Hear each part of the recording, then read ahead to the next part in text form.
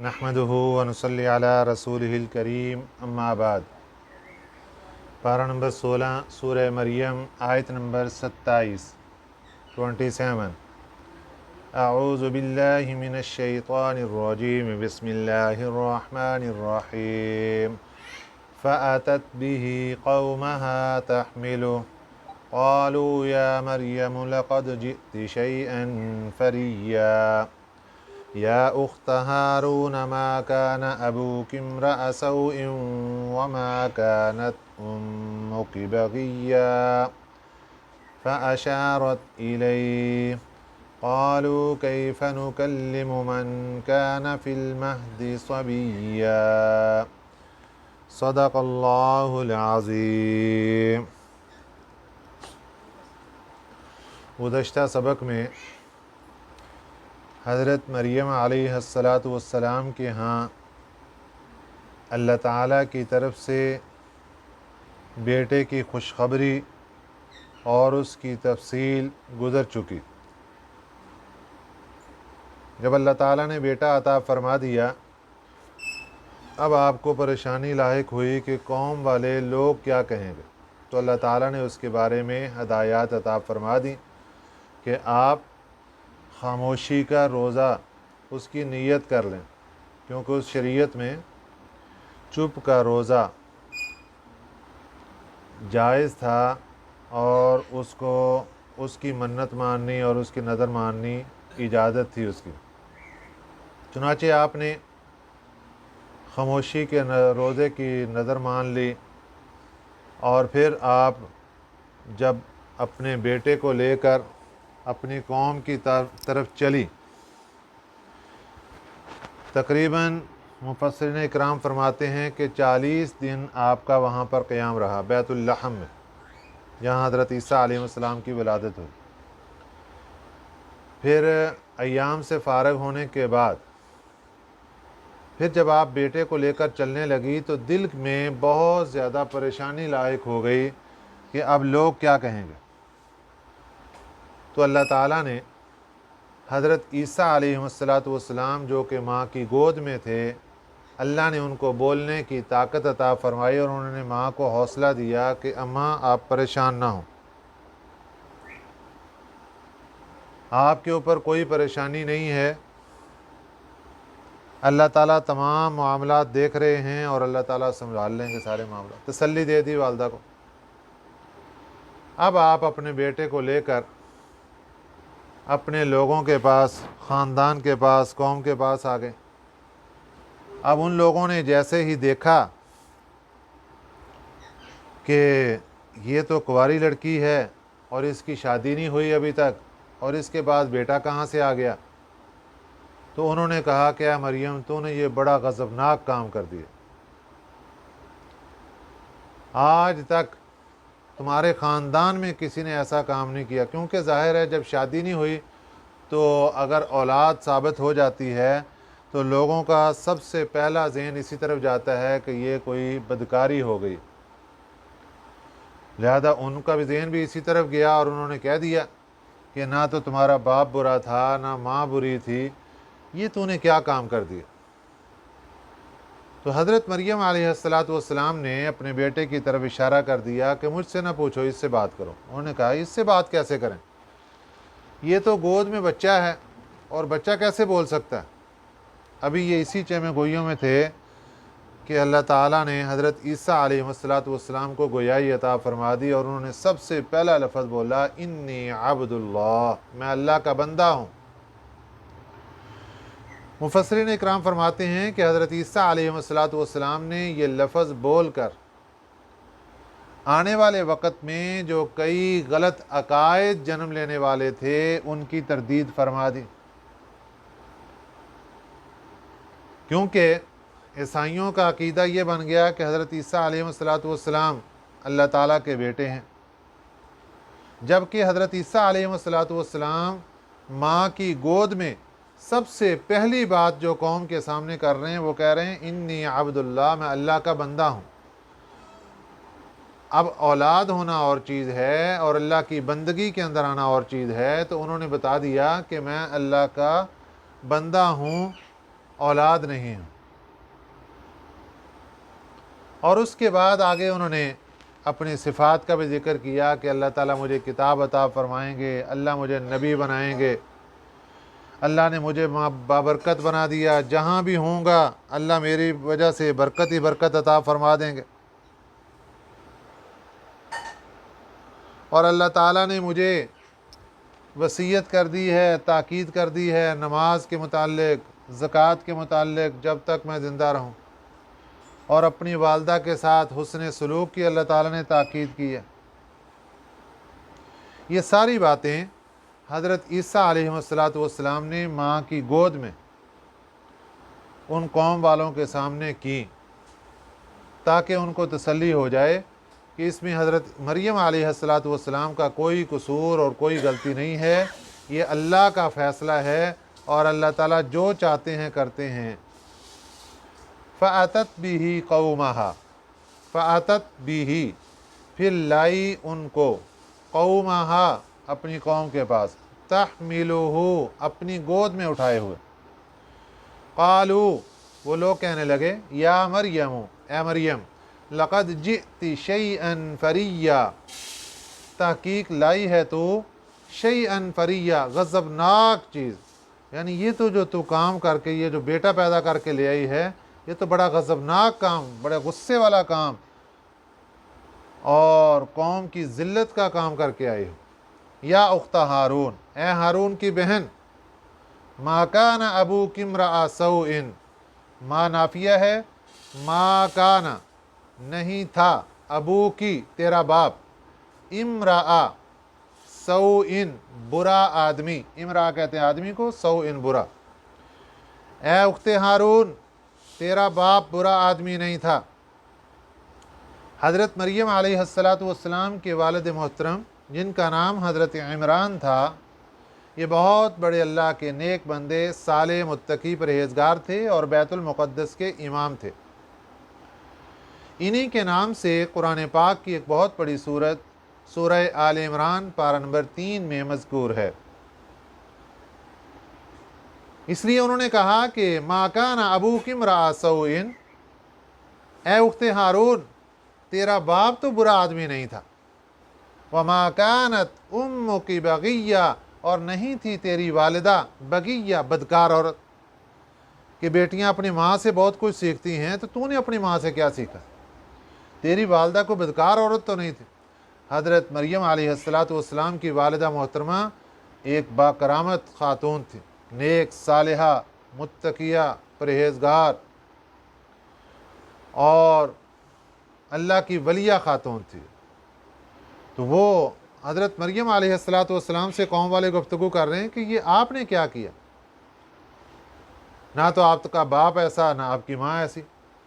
फ़अशारत इलैहि, ऐसे मौके पर वही तलकीन और वही नसीहत जो अल्लाह ताला की तरफ से हज़रत मरियम अलैहिस्सलाम को मिली थी कि आपने नहीं बोलना, आपने इशारा करना है।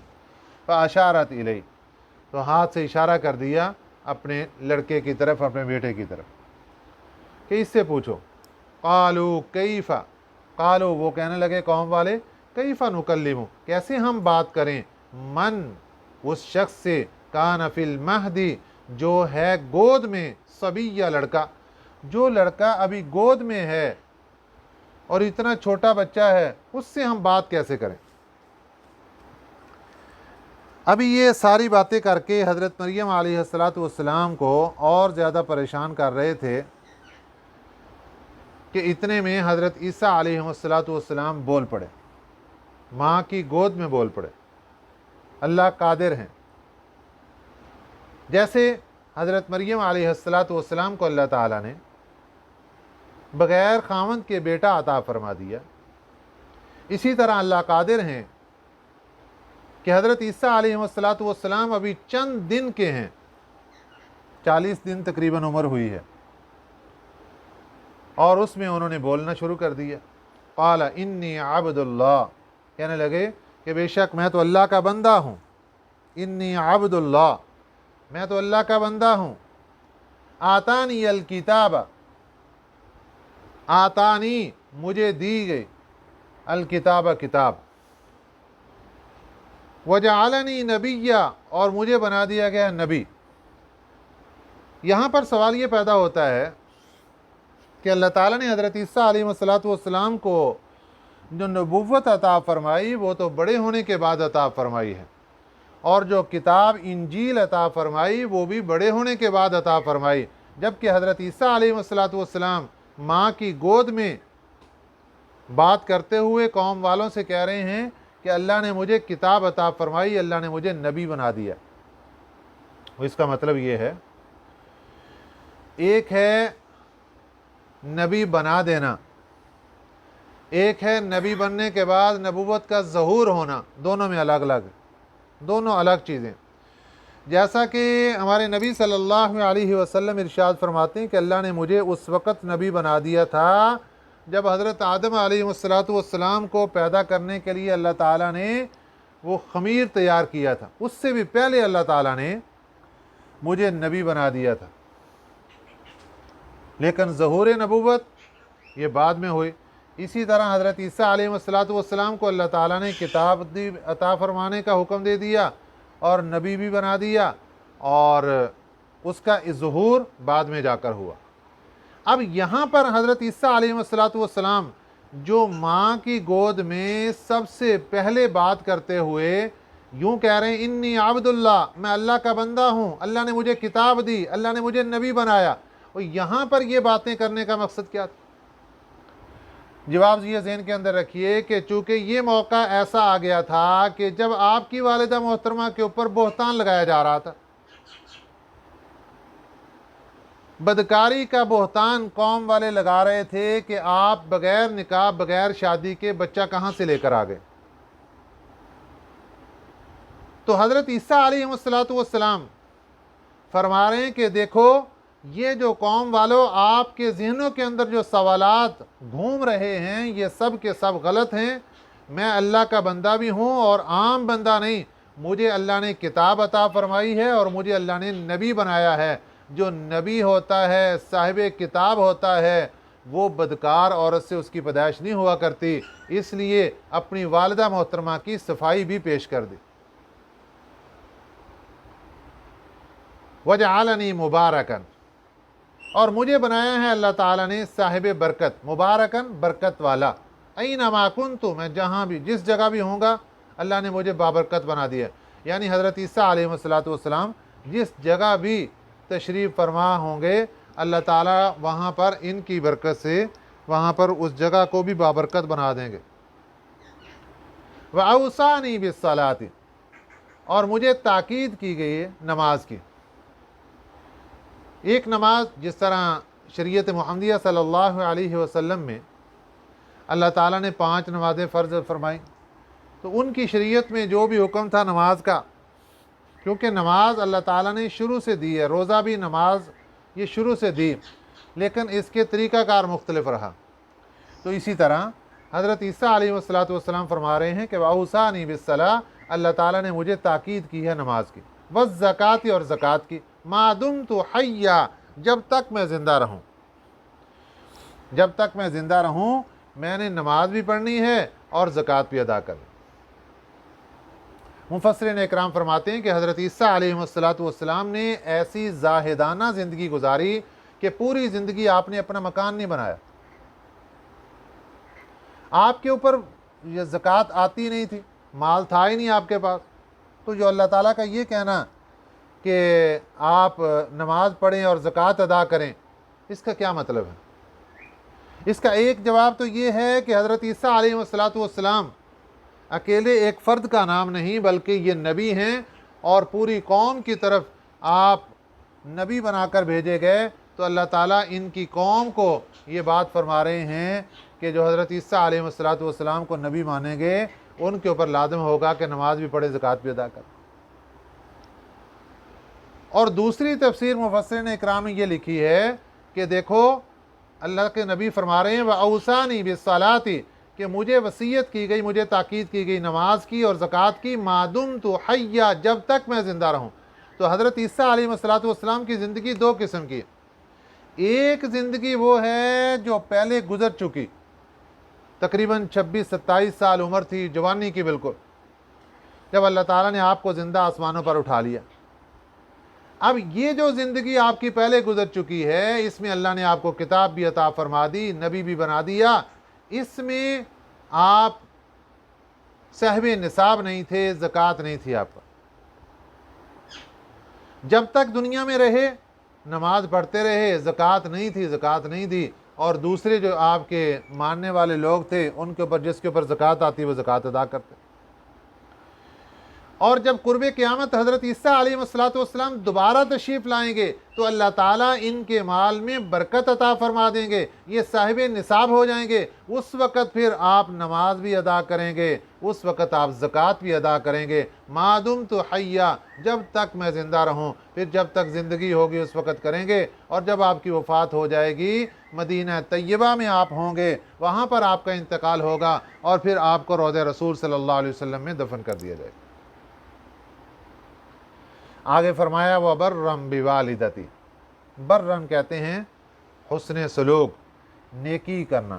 بِوَالِدَتِي، عام لوگوں کے لیے جب اللہ تعالیٰ حکم دیتے ہیں تو ماں اور باپ دونوں کے ساتھ حسن سلوک کرنے کا حکم دیتے ہیں، اور یہاں پر حضرت عیسیٰ علیہ السلام چونکہ بغیر باپ کے پیدا ہوئے اور ان کا تعلق صرف ماں کے ساتھ ہے، اس لیے فرمایا وَبَرًّا بِوَالِدَتِي، اللہ نے مجھے حسن سلوک کا حکم دیا بِوَالِدَتِي، اپنی والدہ کے ساتھ۔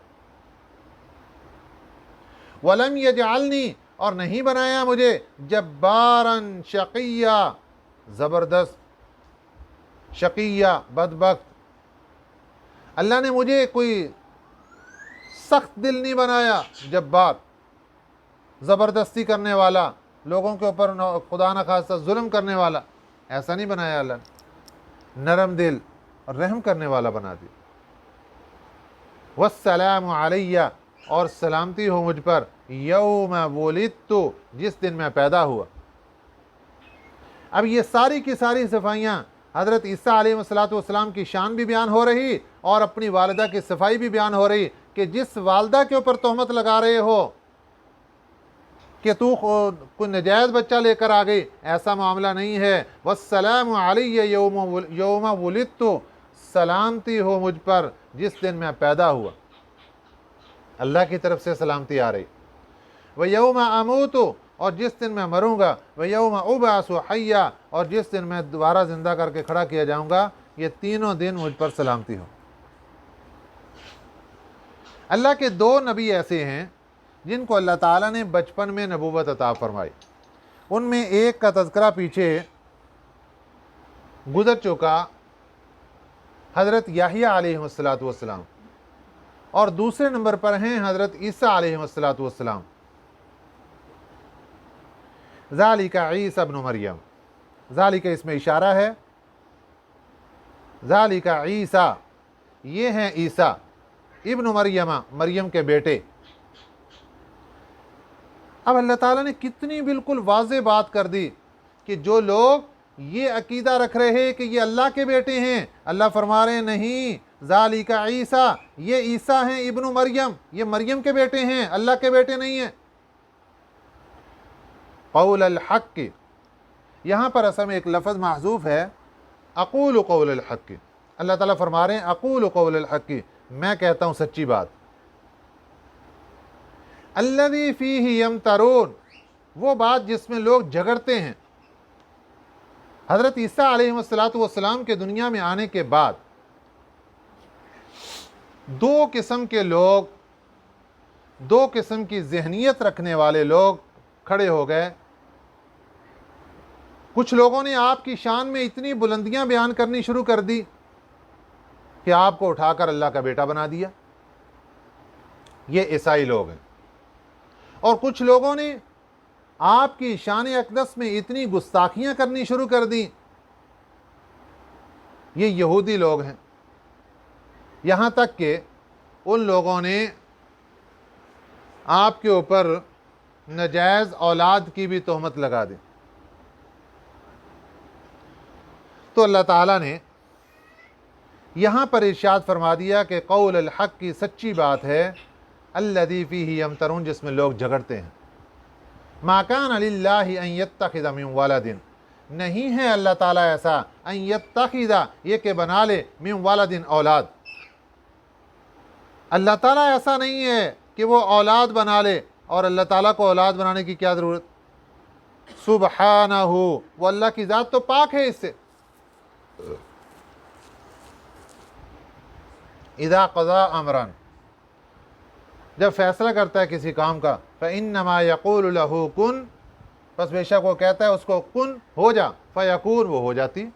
اللہ کی تو اتنی بڑی قدرت کاملہ ہے، اللہ قادر مطلق ہیں، اور پھر اللہ تعالیٰ کے لیے اولاد کیسے ثابت ہو گئی؟ جبکہ اللہ کی قدرت یہ ہے کہ اللہ جب کسی کام کے بارے میں ارادہ کرتے ہیں کہ یہ کرنا ہے تو اس کو کہتے ہیں کن، ہو جا، فیکون، وہ اسی وقت ہو جاتی۔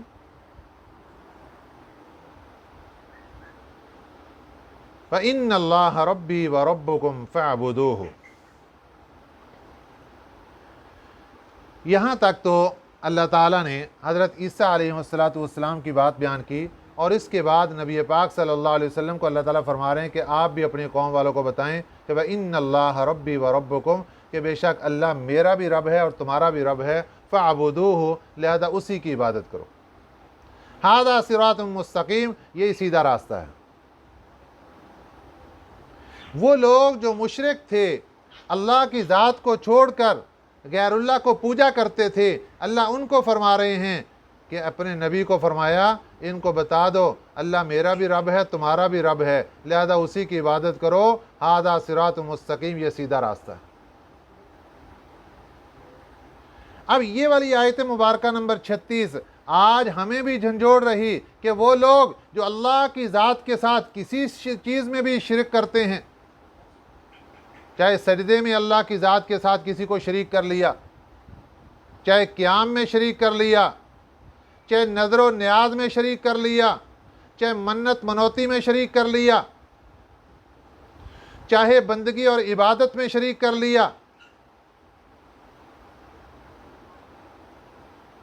اللہ فرماتے ہیں اپنے نبی صلی اللہ علیہ وسلم کو کہ اس امت کو بتا دو وَإِنَّ اللَّهَ رَبِّي وَرَبُّكُمْ، اللہ میرا بھی رب ہے تمہارا بھی رب ہے، فَاعْبُدُوهُ، اسی کی بندگی کرو۔ اللہ کی ذات کے ساتھ کسی اور کو شریک نہیں کرنا، کسی طریقے سے بھی شرکت کی اجازت نہیں۔ ھذا صراط مستقیم، یہ سیدھا راستہ ہے۔ فاختلف الاحزاب من بینہم، فاختلف، پھر اختلاف کیا، الاحزاب، احزاب حزب ان کی جمع ہے، حزب کہتے ہیں گروہ کو، گروہوں نے اختلاف کیا، من بینہم، ان میں سے فرقے بن گئے، گروہ بن گئے، جس طرح حضرت عیسیٰ علیہ السلام کے متعلق بن گئے دو فرقے، بعضوں نے شان اتنی بلند کر دی کہ اللہ کا بیٹا قرار دے دیا، اور بعضوں نے گستاخیاں کر کر کے اپنے آپ کو جہنمی بنا لیا۔ اسی طریقے سے آج کے زمانے میں بھی لوگ فرقے بنے ہوئے ہیں، کوئی قیامت کو ماننے والا، کوئی نہ ماننے والا، کوئی دوبارہ جی کر اٹھنے کو ماننے والا، کوئی نہیں ماننے والا، اللہ کے سامنے حساب و کتاب کو ماننے والا، کوئی نہیں ماننے والا۔ فاختلف الاحزاب، اختلاف کر لیا گروہوں نے، من بینہم، ان میں سے۔ فویل للذین کفروا، فویل، ہلاکت ہے، للذین، ان لوگوں کے لیے، کفروا، جنہوں نے کفر کیا، من مشہد یوم عظیم، من مشہد، جس وقت دیکھیں گے، یوم عظیم، بڑے دن کو۔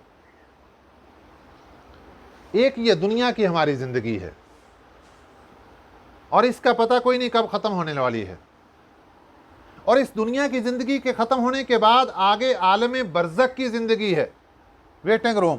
آخرت کی زندگی سے پہلے، آخرت میں حساب و کتاب سے پہلے ایک ویٹنگ روم اللہ تعالیٰ نے بنایا جس کو قبر کا نام دیا گیا، اور یہ عالم برزخ ہے، ایک وہ زندگی۔ پھر اللہ تعالیٰ دوبارہ زندہ کریں گے، اور زندہ کر کے حساب و کتاب کے لیے کھڑا کریں گے۔ تو جس دن قیامت کو اللہ تعالیٰ دوبارہ اٹھا کر زندہ کھڑا کریں گے، فویل، ہلاکت ہوگی، للذین کفروا، ان کافروں کے لیے، من مشہد یوم عظیم، جس وقت وہ دیکھیں گے بڑے دن کو۔ وہ دن کتنا بڑا ہوگا؟ 1000 سال کا، 50,000 سال کا ایک دن۔ اور یہ کیسے ہوگا؟ کہ ہر انسان کو اپنے اعمال کے بربوتے پر وہ دن بڑا نظر آئے گا. جس کے اعمال جتنے کمزور ہوں گے اس کو وہ دن اتنا بڑا نظر آئے گا، اور جس کے اعمال درست ہوں گے اس کو وہ دن آسان نظر آئے گا اور مختصر نظر آئے گا، اس کو کوئی پریشانی نہیں ہوگی. اسمع بہم، کیا خوب سنیں گے اس دن. وابصر، اور خوب دیکھیں گے. آج دنیا میں لوگوں کی آنکھیں بند ہیں، آج دنیا میں لوگوں کے کان بند ہیں، دین کی بات سننے کے لیے تیار نہیں، دین کی مجلس میں آنے کے لیے تیار نہیں. اگر بات بتائی جائے کہتے ہیں ہماری سمجھ میں نہیں آتی. کانوں کی کھڑکیاں بند ہیں، آنکھوں پر پردے ہیں. اسمع بہم، قیامت کا دن ہوگا جب اللہ کی عدالت لگی ہوگی. اسمع بہم، کیا خوب سنیں گے اس دن. وابصر، خوب دیکھیں گے. یوم، اس دن. یأتوننا، جس دن آئیں گے ہمارے پاس. لیکن الظالمون اليوم فی ضلال مبین، لیکن ظالم لوگ اس دن کھلی گمراہی میں ہوں گے. وہ تو فیصلہ ہو چکا ہوگا، پھر اتنا سننا اور اتنا دیکھنا اس کا کیا فائدہ ہوگا.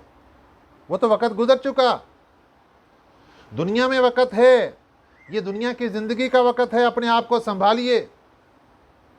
یہاں پر سننا دین کی بات کا یہ فائدہ مند ہے، یہاں پر دیکھنا دینی کام کا اور صراط مستقیم کا یہ فائدہ مند ہے. وَأَنذِرْهُمْ، اللہ اپنے نبی صلی اللہ علیہ وسلم کو فرما رہے وَأَنذِرْهُمْ، اور ڈر سناؤ ان کو. یوم الحسرت، حسرت کے دن کا. حسرت کہتے ہیں افسوس کو، حسرت کہتے ہیں پچھتاوے کو. مراد اس سے قیامت کا دن ہے. وَأَنذِرْهُمْ، اور ڈر سناؤ ان کو. یوم الحسرت، حسرت کے دن کا، پچھتاوے کے دن کا، افسوس کے دن کا. اذ قضی الامر، جب فیصلہ ہو چکے گا الامر کام کا. وہم فی غفلۃ، اور وہ غفلت میں پڑے ہوئے دنیا کی زندگی میں. وہم لا یؤمنون، اور وہ ایمان نہیں لاتے. قیامت کے دن کو یوم الحسرت کیوں کہا گیا؟ اس لیے کہ وہاں پر سبھی لوگ افسوس کریں گے. مسلمان بھی افسوس کرے گا، کافر بھی افسوس کرے گا. حسرت مسلمان کو بھی ہوگی، پچھتاوا مسلمان کو بھی ہوگا، پچھتاوا کافر کو بھی ہوگا. کافر کو پچھتاوا اس بات پر ہوگا کاش کہ دنیا میں میں ایمان لے آتا، قرآنی تعلیمات پر عمل کرتا، آج میں اس عذاب سے بچ جاتا. مسلمان کو پچھتاوا اس بات پر ہوگا کاش کہ دنیا میں میری کوئی بھی زندگی کی ایک گھڑی بھی غفلت میں نہ گزرتی، ذکر اللہ کے بغیر نہ گزرتی. کیونکہ یہاں پر جو ہم زندگی گزار رہے ہیں، جو ہمارے منٹ گزر رہے ہیں، جو سیکنڈ گزر رہے ہیں، ان کا سودا لگنے والا ہے قیامت کے دن. وہ لمحات، وہ گھڑیاں، وہ منٹ، وہ سیکنڈ جو اللہ کی یاد میں گزر گئے، ان کی بھی بولی لگے گی، ان کی قیمتیں لگیں گی. اور ان کی قیمتوں کے بعد اللہ تعالیٰ وہاں پر جنت کے درجات عطا فرمائیں گے، اور ان کی قیمتوں پر اللہ تعالیٰ جنت کے انعامات عطا فرمائیں گے. اور مسلمان کی کچھ وہ گھڑیاں گزری ہوں گی دنیا میں، وہ لمحات گزرے ہوں گے جو اللہ کی یاد سے غفلت میں گزر گئے. ان کے اوپر وہ افسوس کرے گا کاش کہ میری یہ زندگی بھی، میرے یہ لمحات، میری یہ گھڑیاں بھی اللہ کی یاد میں گزرتی، اللہ کے ذکر میں گزرتی، اور آج جو مجھے درجہ جنت کا نصیب ہوا ہے اس سے بھی اوپر والا درجہ مجھے اللہ تعالیٰ عطا فرما دیتا. اس لیے قیامت کے دن جب اللہ جنتی کو جنت میں لے جائیں گے، جہنمی کو جہنم میں لے جائیں گے، جنت اور جہنم کے درمیان میں ایک اونچی جگہ پر موت کو لا کر ایک جانور مینڈے کی شکل میں کھڑا کیا جائے گا. اور وہ ایسا مقام ہوگا کہ سبھی جنتی اس موقع کو دیکھ رہے ہوں گے، سبھی جہنمی اس موقع کو دیکھ رہے ہوں گے، اور اللہ فرمائیں گے جنتیوں دیکھو یہ کون ہے، جہنمیوں دیکھو یہ کون ہے، سب پہچان جائیں گے یہ موت ہے۔ اللہ فرمائیں گے اس موت کو ذبح کر دیا جائے۔